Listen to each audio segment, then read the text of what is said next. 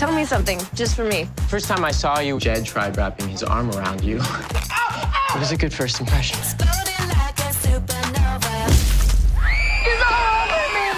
Hi, Jim. Brian, what's going on? Hey, man. How you doing? I'm doing okay. I'm just having a nice chilly day here in Chicago. How about yourself? I'm choking in Los Angeles. Oh man! I mean, I've been talking to friends and people I know because I just moved out of LA in July, so I've been through some of these forest fires. Man. But what is it like there? I mean, you guys are still having issues with breathing, legitimately, right? Yeah, I haven't been outside today. I felt like the last day or two might have been a little better, but yeah, there was like a week. Wow. Well, like 2 weeks ago, it was like 120 all weekend, and that was exhausting. And then the fires hit like a few days later, and the air was just so, like it just felt toxic, like just being out in it. I haven't been outside yet today, so I don't know what the AQI is, which is a thing I've learned this last week. Wow. About air quality index. Mm-hmm.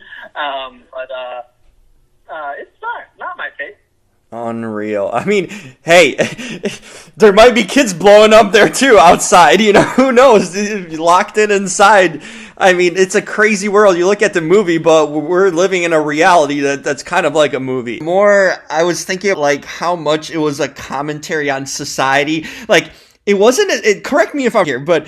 About kids blowing up. It was more about communication between adults and teenagers and kind of the world that of growing up and coming of age and just kind of just relationship and moving in life flow in a sense. Am I wrong or? No, I mean, I think for us it was kind of it. It was like, I wanted people to be able to choose what the movie could say to them. I guess it, as a way to put it, because I think that's one reason why we really don't get in the weeds about why this is happening. Mm-hmm. Say like, the mosquito, if you get this bite, you die. So you instantly kind of go to there's a reason for this thing to happen that you can avoid in real life. It felt like giving it this kind of vague, mysterious, everyone's out of their element, no one really knows what it is. It felt like a way that you could talk about a lot of issues without ever being an issues movie. Mm-hmm. And that was something I talked to with Catherine and Charlie and Haley, where it's like, imagine if characters are just, leaving the country, or imagine if they get hit by a car, or imagine if they, now obviously we have, COVID and fires to contend with. And right. That idea of it can be anything, but instead of dealing with cancer or, whatever, issue that, young and old people go through every day of their lives, it can kind of work as a catch-all that you were addressing the, I'm going to sound like a douchebag, but like the fragility of life. Uh-huh. And obviously you've written a lot of original stuff too. What is it like for you as a writer in that sense to adopt a screenplay? Like how many liberties did you have in a sense with this movie to take to kind of in a sense make it your own, but also keep the story true to the novel in itself? I'm curious, how did you kind of juggle that aspect of it and create it cinematic? Yeah, well, I mean, I think the jumping off point with the novel is that it's great. Mm-hmm. It's like sometimes you get books and it says people are trying to adapt, and you're like, oh, this is a bad book, but the bones are here for a good movie kind of thing. And that wasn't the case with this at all, where, like the first scene of the movie and the book are almost word for word identical. Wow. And there's a lot of scenes that are, I was just, liberally copy and pasting. And then there's, so I think that the trick of adapting Aaron's book was, I don't remember how long it was, but it's a normal book length. It's probably in the 300s, or maybe a little less. Mm-hmm. Way too much story for a movie, especially because we're a lower budget movie. It's like, every minute is money. Yeah. I didn't want it to be a 120 minute me, like I wanted to be as close to like a 90 as possible. And so a lot of it was excavating and really figuring out what I could lose. And Aaron was actually really great about that. Like there's a couple of characters from the book that made the first draft, and Aaron was like, "Oh, you should cut them out and combine these characters, or just lose this character altogether." He was really, someone I trusted to see the forest from the trees the most, because if he was like, "Oh, that thing I love that I created is wrong here," he was not afraid to tell me. And so it was really, really loved that relationship, because it meant, I felt like I had the freedom to make bigger choices without, as a writer, I've been, mishandled by Sure. writers, or so I'm very sensitive to how writers perceive me, because I never want to be the cause of a writer's pain. And, if Aaron was like, "Oh, I hate this," I don't think I would have made the movie. For me, it was, but also knowing, like, I have to go with my gut about, like, what makes this, I hate saying my movie, because I think the result of a lot of people's hard work, including Aaron. But in terms of, like, what is a movie that I know how to make, I guess is probably a better way to put it. And so that required, me having to, like, throw some curveballs at him, but he, unless he's a great liar, he seems to really love them and respond to them, and in general push me to go further. And so I think, the screenplay is kind of like this diet version of his book in a lot of ways. There's stuff that doesn't, that doesn't exist in his, that doesn't exist in mine. Like, I think every character in the movie, though, is from, I wasn't inventing new characters. Sometimes it was just, even on the page, like, a combustion feels obviously so different than when you're actually seeing it. And so a lot of that tonal stuff was, stuff that I had to kind of contend with in a way that he didn't necessarily have to contend with, just because the visual of seeing a character that you love covered in another character that you love blood, it can be so jarring in a way that he can't, that he could, turn the page and reset. And for us, it was a lot of, like, figuring out, like, so how do we reset and but, like, keep the movie fun at the same time? And so there's a lot of that kind of tonal stuff that was, more inherently a cinema problem as opposed to a novel problem that we kind of had to deal with. But again, he was a huge help in that. And then there's a couple scenes in there too that I wrote, and after he wrote them, he was sending me some scenes, and he's like, "Oh, I cut these out. And you never knew, like, this scene would have existed, but I cut it out for XYZ reasons, but, like, you have put it back in the movie without knowing it ever." Interesting. A fun little, it felt like we were kind of on a similar wavelength. Kind of just, like, things that he knew the book didn't need, the movie needed, and vice versa. And so it was a really cool adaptation process. And, I did a panel for New York Comic Con with him yesterday, and it was great. Like, I'm thrilled that he, is proud of the movie, because it's all his fault. It's separation, that's what it is, ultimately. But yeah, exactly. Like, there's the vain animal in me that I could take credit for everything, but I'm also adult enough to know, a lot of what makes this movie work for people is what Aaron, or what Katherine and Charlie and Haley, or a bunch of different people, all the way down to my assistant Max, contributed. So it really is such a group kind of collaboration in such a fun way that I feel like sometimes the auteur theory kind of breezes by in a way that I don't love. Mm-hmm. I right away, you had a feeling you must have been a fan of Green Inferno or Carrie in a sense with those scenes. I mean, I saw so many like iconic horror movies and these scenes with the explosions or the covered scenes. Some of your inspirations for it, because I totally, maybe it's me just plucking it, but I'm like, oh my god, this looks like Green Inferno. Like they're covered in blood, these kids, and they're like red and or the Carrie scene where Catherine kind of has that dress. I'm like, he must have been a fan of these horror movies or genres because there's certainly a lot of it influence in this movie. Yeah, definitely Carrie.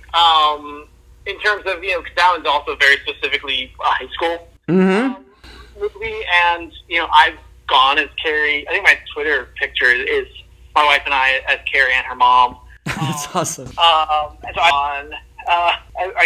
it's one of my favorite movies, but I also think that's like, you know, and I think that was from the book. I want to, like, maybe I'm full of shit. But I also like the idea of, like, you know, Catherine having this dress that kind of pops up a couple times in the movie, and, you know, like a lot of the things in the movie, like, so the first time it's really funny, and the second time it's really sad, or vice versa. Mm-hmm. You know, ideas for having, you know, this Halloween costume that's supposed to be Carrie, and then, you know, the events of the movie really ruin that, so she's just wearing like a dumb prom dress, and is kind of infuriated about that. It felt like a fun way to acknowledge, you know, that we were going to get compared to, whether or not we wanted. But also, you know, we were able to bring that back later for the prom, and it kind of having like a little bit of a, you know, this costume kind of having its own weird little life in the movie. And again, like, and Carrie is, you know, you're not going to get a more iconic blonde girl covered in blood, right? than Carrie. So, you know, how do you, you know, avoid, you know, hitting that nail on the head kind of thing. Yeah, you pay a homage to it. You know, that's what you do. That's how you work around it. The flow of this movie. I mean, one thing about it, like, I just found it so interesting. Like, your segues are, because, like, one scene when they're in a diner, especially the two girls, and they're not getting served, and the next scene it cuts away from, and it's, I think, one of the science people are saying, like, oh, you're in a science experiment. I'm like, well, that's kind of the commentary was from the previous scene in the diner, almost. I love your segues where the next line in the next scene carries over from the previous scene. It's almost as if the previous scene is finishing their line, and it's picking up in the next scene. Tell me if this was, like, a strategic way of doing it, because I caught it multiple times. I thought it was genius, really, and of using these segues and transitions from one scene to another, in a sense, almost encapsulating them and carrying them over. I thought it was awesome. Oh, thank you so much. I mean, definitely intentional. And in fact, sometimes it boned me because we would have to cut out a scene, but we would have, like, these weird, like, you know, hanging chads, I guess, kind of. Mm-hmm. Like, oh, this is supposed to obviously set up this thing in the next scene, but now that's gone, so how do we bridge between scenes? But yeah, I think for me that was really important because I think especially for a movie like this where so much of it is like a tonal tightrope walk. Like, I felt like I didn't want to be too stylistically front and center, but I also wanted people to feel like I knew where I was going with it. Like, you're in you know, as safe as hands as hopefully people will think. It felt like that really clean way to keep the energy up for no cost. But also, it's kind of like you know, like I'm thinking about what the next scene is. Like, I'm not going to just start randomly going off the rails, you know, and just, you know, killing everyone kind of out of nowhere. You know, it just felt like and the movie needed to feel like there was someone telling the story. And, you know, part of that is Catherine's. There's another part of that is Catherine's fourth wall stuff, and then it's just kind of bouncing back and forth in those transitions. Yeah, some of them, you know, are great, and some of them just didn't make the final cut, which is a bummer. But you know, and then you try to come up with, like, well, hey, like, if this scene moves here, like, is there a way that we can kind of have these lines mirror? Is there like an image that we can kind of marry, even coincidentally, kind of thing? So So yeah, that's a lot of the editing process. So like that was definitely written into the script and definitely how we shot it. And yeah, for me it was just like, let's have like feel like someone's telling this story. And because for a lot of the movie, it's not a plot heavy movie at all. Like there isn't really a plot. Yeah. So not to just feel shaggy or kind of wayward. It was like there's no plot, but like we're moving towards something narratively, and I felt like having those transitions kind of aided in that process where you kind of weren't just in there being like, I don't really know where this is going. Like it's like I don't know if they know where this is going. It was a little bit like, yeah, but it felt like you're moving towards something, even if you're not. No one's trying to figure out, or no one's succeeding at least at trying to figure out like what's causing this crazy thing. Like, and like even Catherine and Charlie's relationship, pretty quickly it's a great relationship, and they don't really have any interpersonal conflict. I was gonna touch on that. The issue of the popping is such a it's such a huge issue that's like them not knowing if they like each other or not. It doesn't really compare when you have like this thing hanging. And so I knew from the writing, I was like, oh, it's not going to be the plottiest movie, but like I really want people to be like, okay, so it's not plotty, but like we know we're being taken on a drive, and it's not just someone like driving around like making scenes up and not really knowing where this is going kind of thing. Yeah. So for me, transitions was a really key way of showing control, I guess, of the storytelling, and moving from there so that you're not really hopefully thinking too much about how there's no plot and nothing is changing kind of throughout the popping side of things, because you're like, oh well, he clearly knew the next scene was next, and so there's a destination on this trip. And that's the thing. I mean, these relationships, like, you don't know where it's going, but these relationships, I mean, I saw Catherine's character from becoming this, like, angsty to becoming this, like, sure kind of, teenage girl that's kind of ready to set her at the end and having that conversation with Dylan's mother. I just, that was, like, a good growth. And it was kind of, like, it went from, like, happy, lucky, crazy to, like, sad and, like, serious, towards the end, too. So that was a significant transition into characters. I feel like there's chaos going on their world, but they're actually and they're just like everything else is like, in a sense, they're in a bowl in their and we're viewing these relationships evolving. Yeah, I think I just mean that like in terms of there's obviously huge events that happen. It's not like for me it wasn't like, oh, Haley's jealous of Charlie and like how does Catherine deal with like these other issues. It was kind of like there's one issue in the movie. Like let's be clear, like nothing can take up the oxygen of this thing that's going on. So it's just, how are these characters dealing with it? And in Catherine's case, for a lot of the movie, she's not. Right. 90 minutes basically to kind of acknowledge and grow from kind of the stuff that happens in the movie. And so that was, a fun progression, because her arc is interesting in terms of, she starts off the movie great. Mm-hmm. Very, like, well-defined, self-assured, confident. And then the movie just kind of, kicks the crap out of her. And then she kind of has to figure out a way to come back and be herself, like a new evolved version of herself at the end. So she, and the first shot and the last shot are identical. Too, and her reaction is obviously very different in those. But for me, it was the idea of like, oh, so like, we're kind of at Mara 2.0 by the end. And she went through a lot of stuff to get there. But, she's the same girl she was in the start. She's just learned a lot and been forced to grow up a lot, and, is carrying some of the scars of life around, but is also equipped now to deal with it in a way that she was just not equipped to handle it, previous year. Yeah, which was, I think, a lot of people's senior year.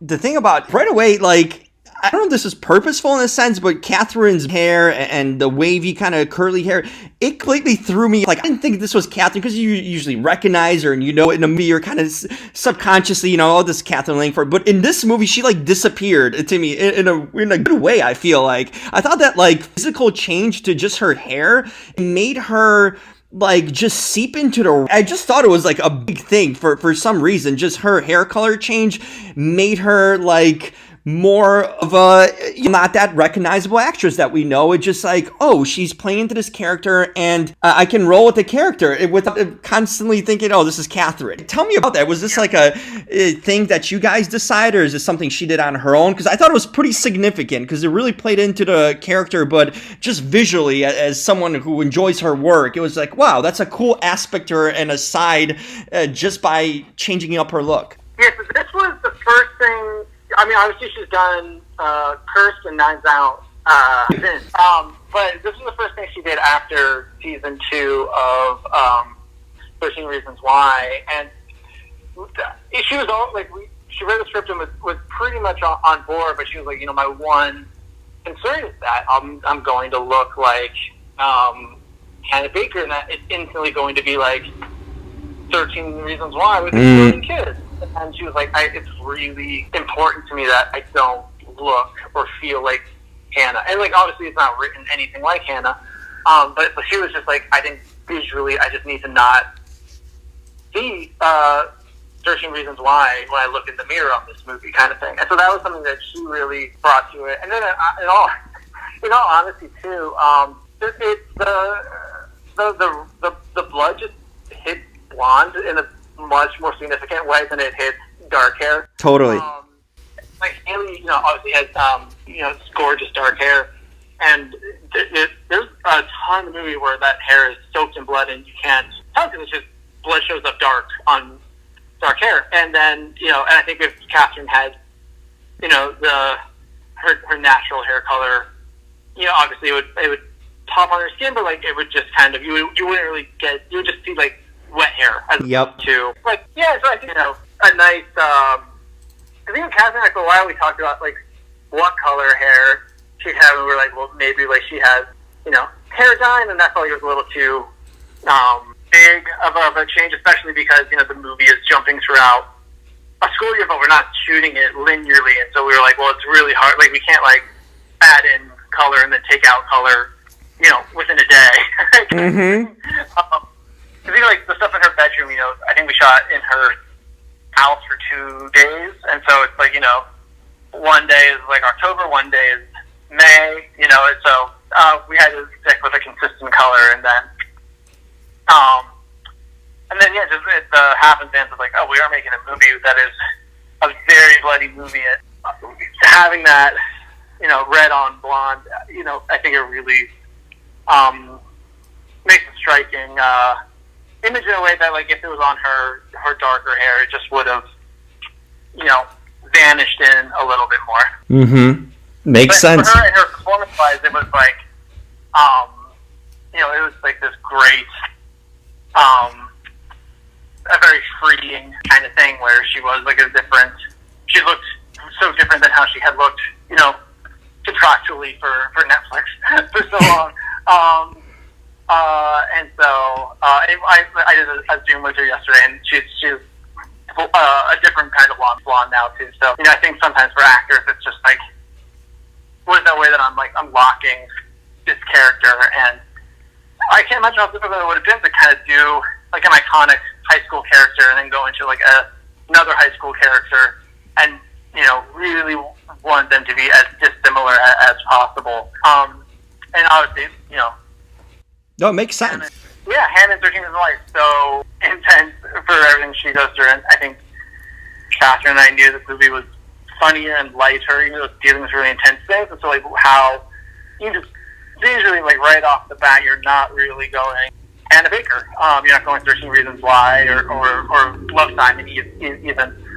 She looks very different, and you kind of are along the ride with this new tone that you haven't seen from her before, which is always so exciting as a director to see an actor, really stretch themselves and do something that you haven't seen them before, and then it'd be great, and you just feel like you have like this great little blonde, lightning in a bottle. I've seen her work.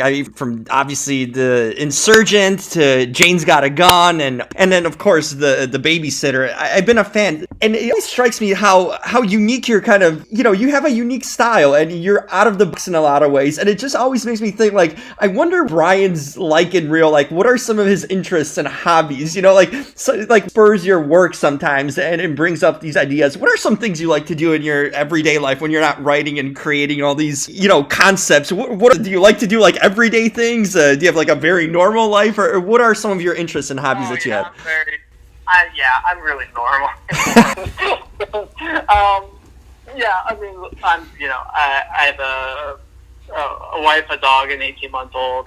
And right now we're just going through, obviously, COVID, but like before then it was,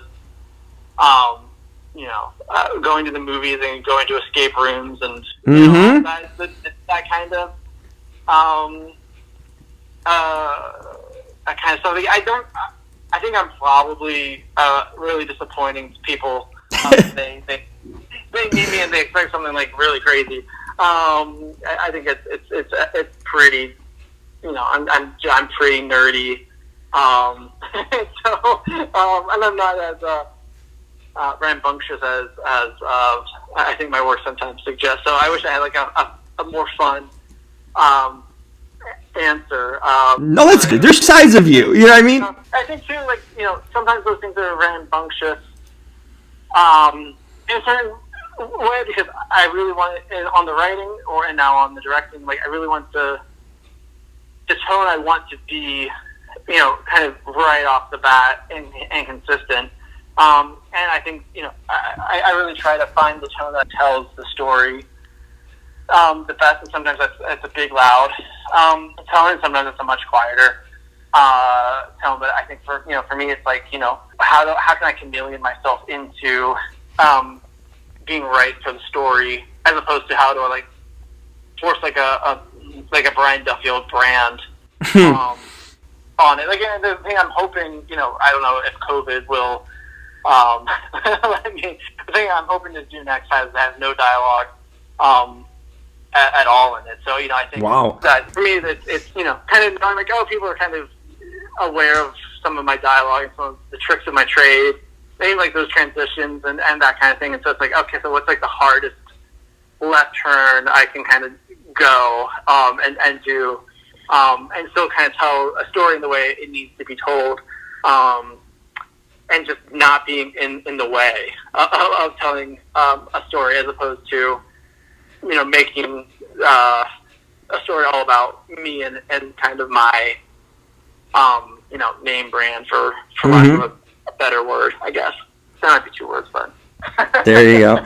Well, before I let you go, can you share some, like, pointers or tips for me in the ultimate end of Underwater? Because I'm still trying to figure out, like, that movie had me puzzled, at the end, like, what happens after, like, what was the crux of the end scene, basically. And I had a conversation with some friends, we're all trying for answers, like, what were you possibly thinking? Now I get a chance to ask you yourself. Like my answer, or you might love my answer. Okay, what was it? I don't know, because I wasn't, a part of that production necessarily. And then, again, like I said, I have an 18-month-old. And then, so the movie came out, and she'd been like 11 months or I can't remember how old she was then, but like young. And they didn't have a premiere or anything. So I was like, just like one of those like, go watch it kind of deals. And I knew I think there was like 12 writers after me. There was a long list of dudes and gals. And then sadly the movie didn't do well, and I missed it in theaters, juggling the baby, and also juggling spontaneously. I was finishing up post, so I missed it in theaters, and then COVID hit, and then it came out on Blu-ray, and I haven't watched it yet. so you're not the first person to ask about the ending, and the first time someone asked about like the Cthulhu of it all, I was like, oh yeah, cool. Like, I'm sure the design is great and really striking and cool. And then I didn't really it was like, you know, as like the writer, you don't really get updates along the way. But no one had actually told me it was Cthulhu. And so I think I had been telling people, like, it's not. And then Will, I think, started telling people it was. Because I think late in post, they decided to change it into Cthulhu. Then I saw, I flipped it, and I was like, oh, that's absolutely Cthulhu. So I don't really know. I also don't know what happens to Cthulhu. And then he's like, I just know he shows up, and I'm like, that's cool. But yeah, I don't know whose decision along the way it was, but it was a spec script that I wrote, and then a lot of people made contributions to, and so I have no idea. Like, what? Check it when you get a chance. Yeah, and it's not even something like we're like upset. It's like this weird. I mean, I think everyone's probably going through this a little bit, where it's like, you know, we're being like very conscientious of what we're watching because it is such an intense time. And I think partially because, you know, obviously at this movie coming out, I feel like I think about myself and my work so much more than I like to. And so it feels like sitting down and watching another movie that I wrote feels like it would make my head, you know, for lack of a better word, explode, and just kind of like there's just too much Duffield hitting me. So it's just silly. We've just been watching, like, I've been watching a lot of 90s movies that I never caught up with because I feel like I'm not like equipped myself to like talking about spontaneous all day and then like sit down and then watch Underwater. And so it's like I own it. I have the Blu-ray. I have it on my Apple TV. I'm 100% going to watch it. But I'm like, after like spontaneous comes down, I can like take a break from like talking about myself. Yeah, I can probably like give my brain a bath and then be like, oh, okay, let's check this thing out. So, oh, that's awesome. It's like kind of weird scenario where I feel like it sounds very like dramatic that I haven't seen it yet, but it's like more just for my mental health, where I'm just like, you know, talking about spontaneous all day, every day, and then at night, like the last thing I want to do is kind of just watch myself. Like I'm just kind of like, okay, like now I just want to watch Ted Lasso. Let's go. Yeah, no, you need that mental escape for sure. You know, because it's like, it was like such a like, because it came out like in February, I think, or maybe like end of January. Yeah, and then on Blu-ray, I think in April or something. Yeah. Yeah, so it's in the middle of post, and then you know, and then like sometimes they have premieres, and we probably would have gone, but they didn't have one. And so then we were like trying to figure out like when we could go, and then we had like friends that wanted to go, and then like we just couldn't make it. We couldn't figure it out because I was working late at night on the sound mix and stuff like that. And then it was out of theaters, but then all theaters shut down. Yep. On March, and then you know, that was so intense. And I think it came out like on Blu-ray, I want to say like end of March, where things were like yeah, exactly. I think last week of March or something. Like I got it and I picked it up, and then but like there was no part of my brain that was like, let's watch Underwater. So I was just like watching the news all the time. Yep. And then so much intent has gone on, so I've been watching the news a lot. And now that, you know, it's closer to the election, I feel like I'm just watching, like I did like a double feature of Yentl and Jaws 2 the other day, and then I watched Conehead, and but I just like movies I've never seen, but I'm like just checking them off. Yeah, you're really mixing it up. Ever, but it's like a nice brain massage in a way that like watching something you worked on is for me. I find it like a little. I find it very strenuous. Like even like I can't watch spontaneous. Like it drives me insane. It's just like I don't know what I know some actors feel that way, and I feel that way too. Where it sounds like nails on a chalkboard. I'm like I know I have to do it at some point, but like I just haven't. 2020 has been a year, so maybe like if you know we get Biden win in November, I'm gonna be like, you know what? I am healthy enough that I can hit play on this motherfucker. But it's really up to America if I watch Underwater in November. You know, to dictate your future too. Exactly. Watching the film on a laptop when my girlfriend was actually working, doing her work on the computer, and she kept on chuckling the whole time because she kept on listening, me watching the movie, and she listened to the whole movie basically without watching. She was chuckling the whole way, so basically I distracted her for like an hour and 40 minutes from work, so we accomplished something there. Oh, that's great. Hope she enjoys it when she actually gets the chance to check it out. Oh, she totally enjoyed it just by listening to it, so now she's got to watch it. Yeah, she's nodding yes, so there you go.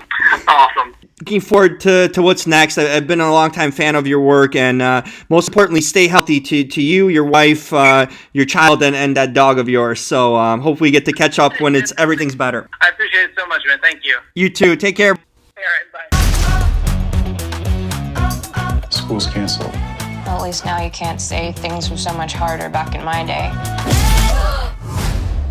You're right. You have it way worse.